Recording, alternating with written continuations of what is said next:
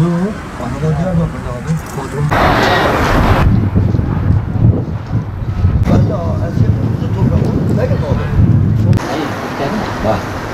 Volkan o üstümüze düşer. Zafer kadar mı vicdanlılar? Bu tarafı bazı böyle çıkıyordum. Yani abi bakmam buradan evveldirdim. Başına tam böyle bak, yıkıkları böyle bırakmışlar. Ha burası öylesine bak.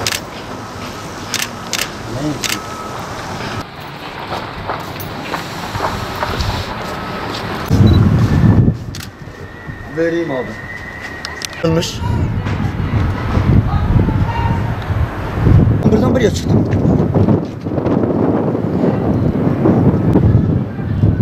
Bu kolun eve yıkılmış. Bu kolun komple buraya düşmüş. Buradan aşağı.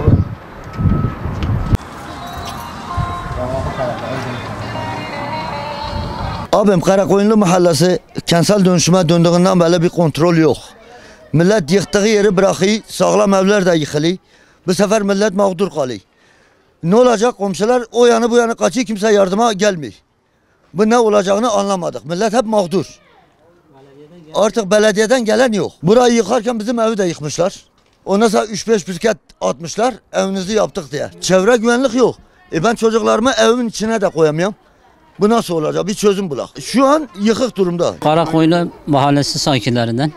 Yani bu mahallemiz kentsel dönüşüme girdiğinden beri bayağı sahipsiz kalmış. Yani evleri ucuz bir fiyata alıyor belediye bizden. Yani biz evlerimizi vermediğimiz takdirde rantçılık peşindeler. Yani şu an yaptıkları rezaleti görün. Yarın evlerimizde oturamıyoruz, şeylerimizde oturamıyoruz.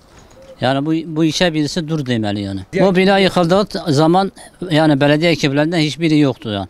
Sadece bir kamyon, bir pikap gelmişti. O da neyin ne olduğunu bilmiyorum. Çevre güvenliği yok, bir şey yok. Kendi başlarına yıkıp demirleri aldılar.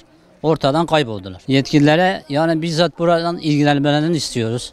Yani buralar sahipsiz bir mahalle değil. Gelip yani kentsel dönüşümde olduğu halde yani yetkililerden birini burada göremiyoruz yani. Yani resmen bu yani soygunculuk, rantçılıktır yani. Bunlar bizi kışkırtıyorlar. Evleri böyle bırakıp evimizi ucuza almak istiyorlar. Belediyenin insafı yok, vicdanı yok, merhameti yok. Buralar yine iyi, böyle bırakmış. Aşağıda belki 50 ev, kapıları kırık, baliciler, tinerciler, Kırgızlar kaç defa kablomu çaldılar. Ben dünden beri nöbetçiyim. Ve bugün bir Kırgız yakaladım. Polisi çağırdım. Bu sabah oldu. Adam arıyor yani, karakol arıyor, bırakıyor. Suçüstü yakaladım, halıyı çalıyordu. Yani bu kadar merhametsizlik olmaz. Bizi yani kışkırtıyorlar ki ucuza evlerimizi satalım. Hesabına gelenlere trilyonları verdiler. Hesabına gelenlere. 2-3 ay oldu ya. Ben nöbet tutuyorum arabamda. Bugün Kırgız yakaladım ya. Adamın evine bak ya. Yıkılmış. Ne Kırgız girmez mi? Ya Kırgız'da git bir topal adam girir. Kaç tane bunun gibi böyle ev var. Bilerek yapıyorlar ki bizi azimleme etmek istiyorlar. Bizler evimizi sürgün etmek istiyorlar. Rantçılık, demir. Ya zaten rantçılık kalmış mı? Bunların Allah korkusu kalmamış. Geçen gün buraları yıktılar, hiç kimse yoktu.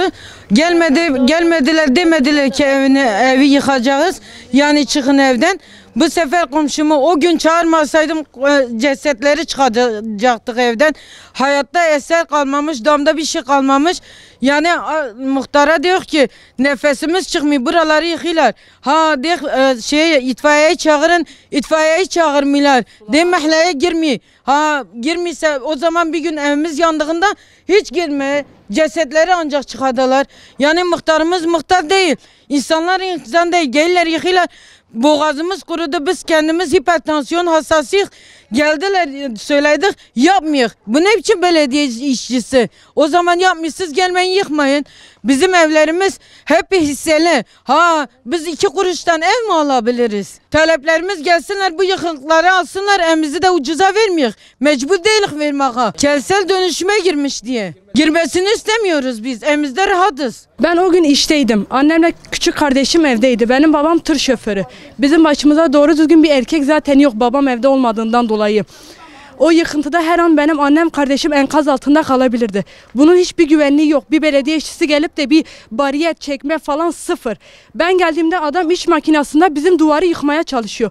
Biz evimizi belediye vermemişiz. Eşyalarımız içinde. Biz kendimiz zaten hani babam olmasa geçimimiz zor.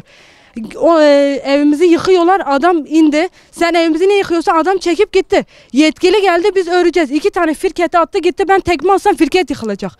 Düzgün molozları bile kaldırmadılar. Biz evde düzgün yatamıyoruz korkudan, her an hırsız girebilir diye. Biz kentsel dönüşüme girmesini de istemiyoruz. Biz kendi mahallemizden memnunuz.